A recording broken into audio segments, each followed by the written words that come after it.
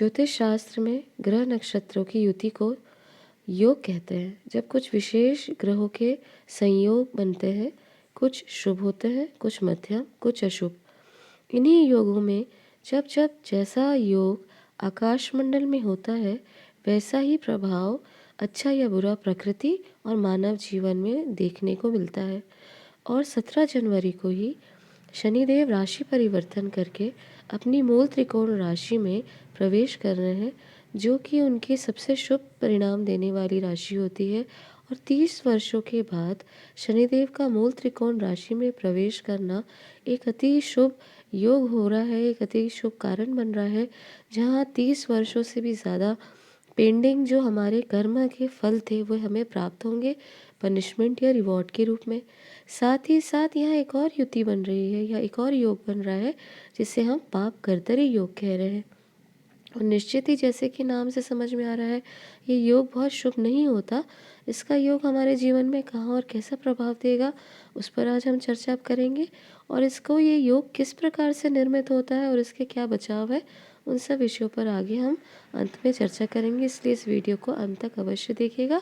साथ ही साथ आपसे आग्रह है कि अगर अभी तक आपने हमारे चैनल को सब्सक्राइब नहीं किया है, तो पहले चैनल को सब्सक्राइब कर लें। नमस्कार, मैं सुचेता, वास्तु और एस्ट्रो रिसर्चर, और स्वागत है आपका अपने चैनल पे, जहां हम समय समय पे आपको होने वाली पॉजिटिव या नेगेटिव घटनाओं के विषय में जानकारी देते रहते हैं।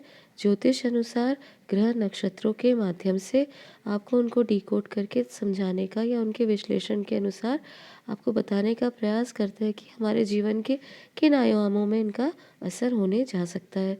और उसी श्रृंखला में आज हम आपको जानकारी देंगे कि 17 जनवरी से लग रहे एक पाप कर्तरी योग किस प्रकार से हमारे जीवन को प्रभावित करने जा रहा है।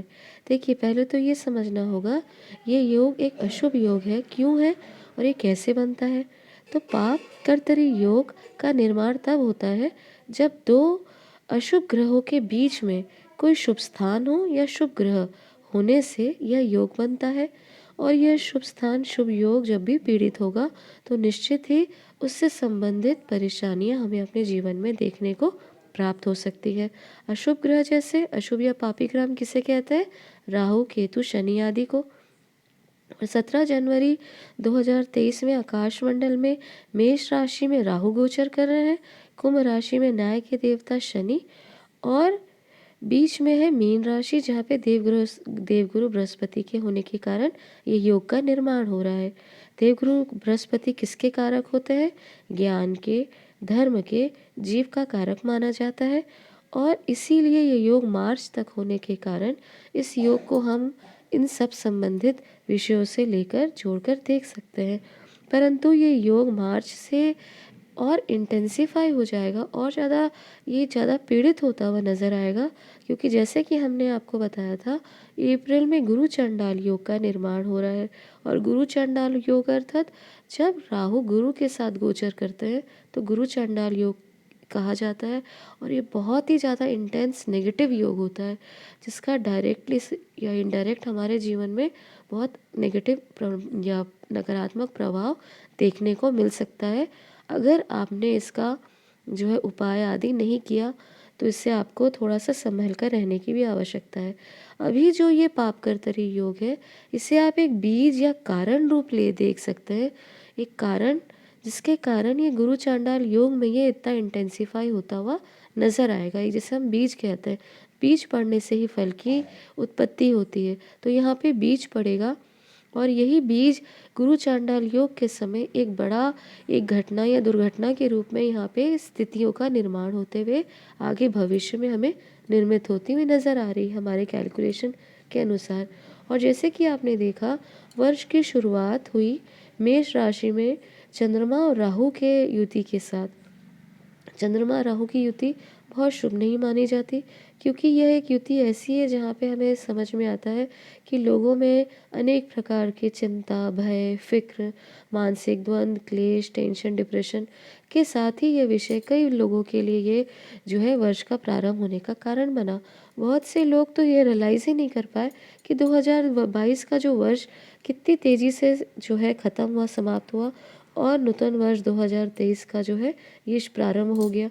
क्योंकि हमारे कैलकुलेशंस के अनुसार हम ये भी देख रहे हैं कि ये जो वर्ष जो बहुत से लोगों के लिए उनके लिए जैसे कह सकते हैं कि अचानक वर्ष जो प्रारंभ हो गया, और ये वर्ष परंतु जब समाप्त होगा तो बहुत से लोग इसे लेकर बहुत सा मतलब उनके मन में ये रहेगा कि चलो ये जैसे इससे आप समझ सकते हैं जो 2022 के समान एक यादगार 2020 के समान एक यादगार वर्ष हो सकता है।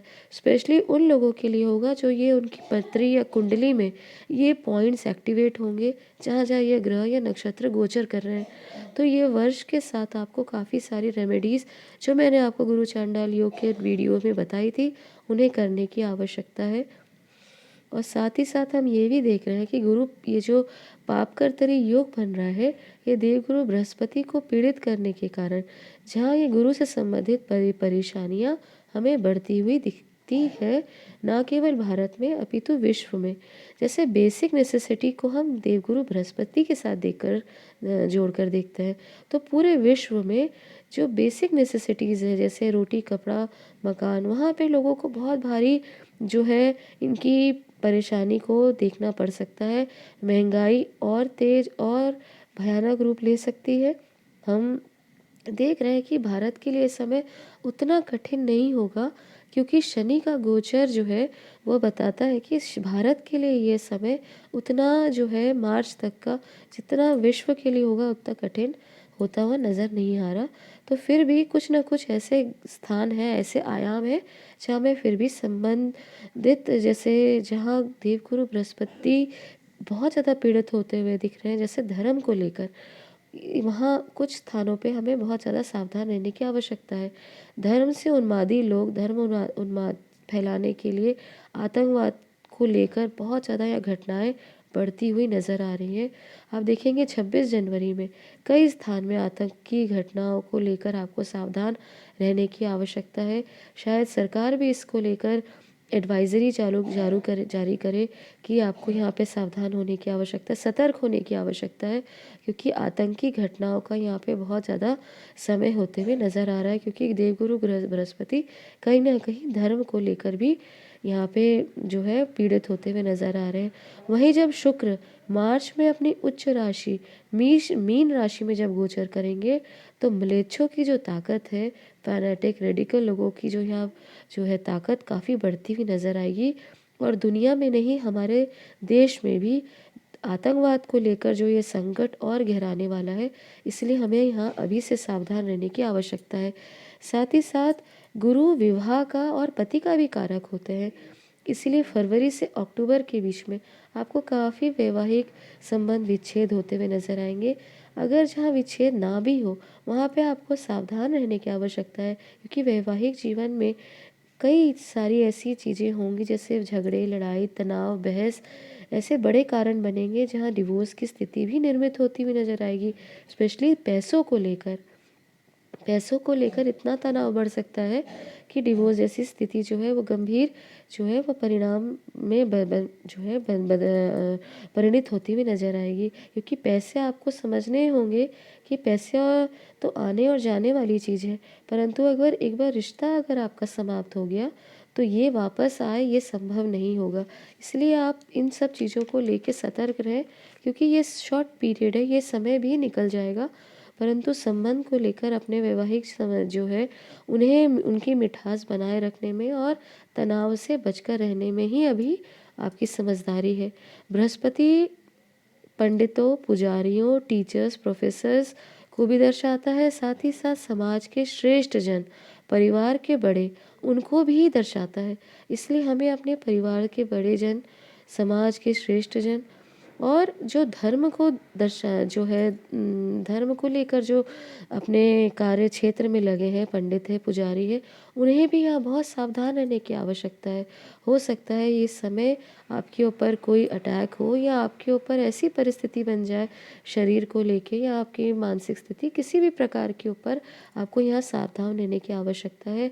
गुरु की आपको यहाँ पे उपाय करने की आवश्यकता है क्योंकि यही कुछ उपाय है जिसको आप ध्यान में रख के इन समय को लेकर आप काफ़ी ज़्यादा इस समय की जो नाजुक परिस्थिति बनेगी उससे आप बच सकते हैं। बहुत श्रेष्ठ होगा कि आप महामृत्युंजय का जाप करें, क्योंकि इससे श्रेष्ठ और कोई उपाय नहीं होता। ग्रह गोचर के जो युति या योग बन रहे हैं शनि के, राहु के और गुरु के, इन तीनों के जो प्रभाव हमारे कुल मिलाकर बनेंगे, उनसे आपको महामृत्युंजय मंत्र के जाप से, सूर्य पूजा साधना से आपकी काफ़ी रक्षा होती हुई हम देख पाएंगे। इनका ये उपाय आपके लिए श्रेष्ठ रहेगा। देवगुरु बृहस्पति जीव कारक होते हैं, इसलिए प्रकृति में जीव जंतु मनुष्यों आदि को यहाँ पे आप देखेंगे कि काफ़ी यहाँ पे जो है कि जीव को कष्ट होने का यह कारक बनेगा। नए नए उत्पात होते हुए दुर्घटना होते हुए नजर आएंगी। युद्ध और रोग भी ऐसे कारक बनेंगे कि जो आगे जाकर, जैसे मैंने बताया गुरु चांडाल योग में, ये स्थिति और प्रचंड होती हुई नजर आएगी। इसीलिए आप इस समय थोड़ा सा ध्यान रखिए। और ये साथ ही साथ ये नेगेटिव ही नहीं होगा पूरी तरह, ये बहुत नकारात्मक योग ही नहीं है, इनके साथ कुछ पॉजिटिव आयाम भी जुड़े हैं, जिन्हें हम आगे अगले वीडियो में चर्चा करेंगे, जिनका आप लाभ प्राप्त कर सकते हैं। परंतु निश्चित ही जो ये शनि का गोचर होगा कुंभ राशि में, अपनी मूल त्रिकोण राशि में, और ये जो पाप कर्तरी योग है, इससे सावधान रहने की आवश्यकता है। महामृत्युंजय का अगर आपको लगे कि बहुत कठिन समय में, हमेशा ये उपाय बताती रही हूँ, क्योंकि इससे बड़ा उपाय और इससे श्रेष्ठ उपाय नहीं हो सकता। क्योंकि जब बहुत गंभीर 1 या 2 ग्रह का यहाँ युति नहीं बैठ रही, अपितु बहुत सारे ऐसे योग बन रहे हैं, दृष्टि पड़ रही है, क्रूर ग्रहों का ऐसा योग है जिनमें आपको सावधान रहने की आवश्यकता है। आप नियमित अपने गायत्री मंत्र का पाठ जाप करें, सूर्य साधना करें, महामृत्युंजय का पाठ करें। नॉनवेज से आपको अभी बहुत दूर रहना चाहिए।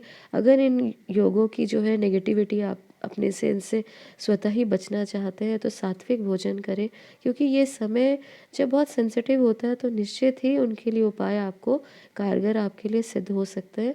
और साधना, सेवा और संकीर्तन, अपने सुमिरन को आप निरंतर ध्यान रखें, क्योंकि मैंने जैसे बताया कि नेगेटिव योग के साथ कुछ पॉजिटिव आयाम भी जुड़े हैं, इनके साथ आप कुछ लाभ भी आप देख सकते हैं, जिन पर अगले वीडियो में हम चर्चा करके आपको उनके डिटेल असर बताने का प्रयास करेंगे। तो ये जानकारी यहीं तक। अगर दी गई जानकारी आपको पसंद आए तो हमारे चैनल को लाइक सब्सक्राइब ज़रूर करें। धन्यवाद।